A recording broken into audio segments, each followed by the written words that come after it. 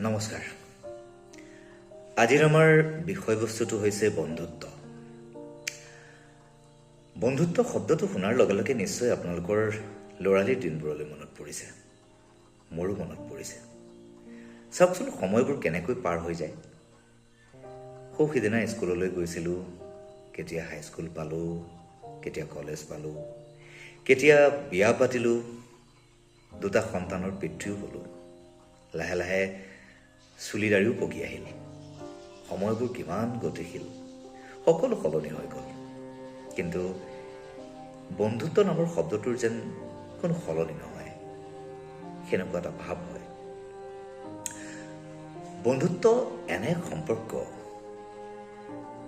যি আপোনাক উভতাই লৈ যায় ল'ৰালিৰ দিনবোৰলৈ। বন্ধুক হঠাৎ লগ পোৱাৰ আনন্দতাই পাহৰাই পেলাই আপোনাৰ বয়স, আপোনাৰ জীৱনত দুখ, কষ্ট, ভাগৰ, বিষাদ। বন্ধুত্ব এনে সম্পৰ্ক য'ত লুকাই থাকে খং, ৰাগ, ক্ৰোধ, কাজিয়া, অভিমান, দায়িত্ব। কাজিয়াৰ অন্তত আকৌ বন্ধুত্ব।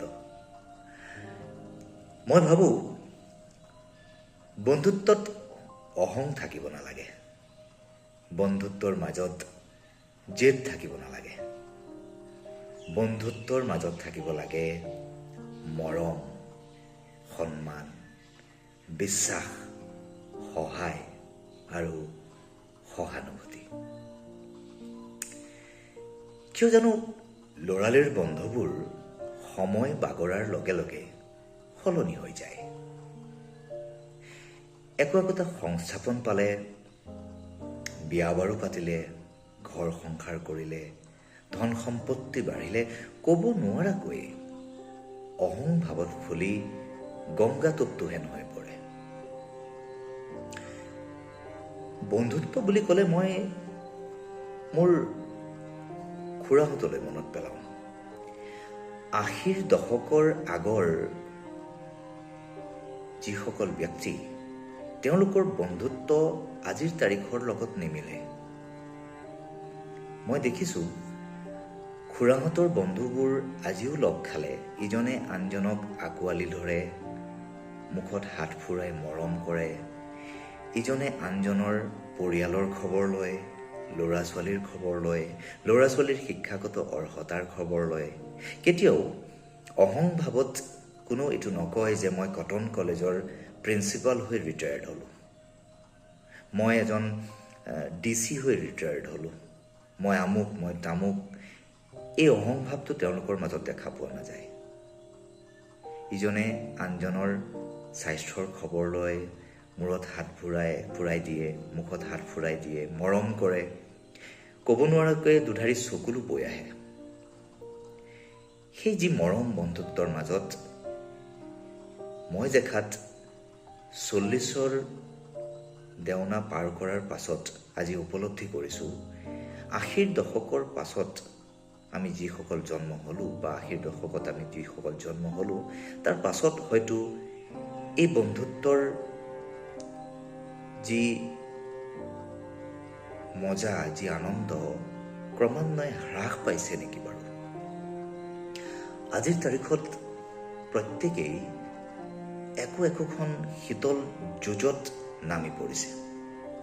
এনেকুৱা এখন যুঁজ, যিখন যুঁজত নিজক আন সকলোতকৈ শ্ৰেষ্ঠ প্ৰতিপন্ন বুলি প্ৰমাণ কৰিব বিচৰা এখন যুঁজ। বন্ধুত্বৰ আলোচনাত ইজনে আনজনৰ আগত ফিতাহি মাৰি কয় যে মই এটা MNC কোম্পানীৰ জোনেল মেনেজাৰ, কোনোৱে কয় মই চেলটেক্স ছুপাৰিণ্টেণ্ডেণ্ট, কোনোৱে কয় মই DC, কোনোৱে কয় মই আমুকটো সংগঠনৰ চেণ্ট্ৰেল ছেক্ৰেটাৰী, কোনোৱে কয় মই অসমৰ এটা আগশাৰীৰ নিউজ চেনেলৰ জ্যেষ্ঠ সাংবাদিক, ইত্যাদি ইত্যাদি আৰু বহুত।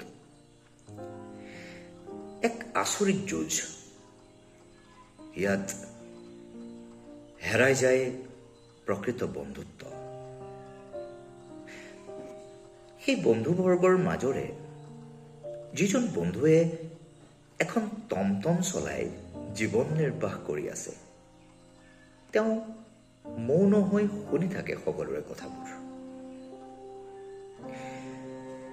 শেষত এটা দীঘলীয়া হুমুনিয়াহ এৰে, সকলোৰে মুখলৈ চায় আৰু তেওঁৰ নিভাজ মনটোত কেৱল এটাই প্ৰশ্ন, কলৈ গ'ল মোৰ ল'ৰালিৰ সেই প্ৰকৃত বন্ধুবোৰ। নমস্কাৰ।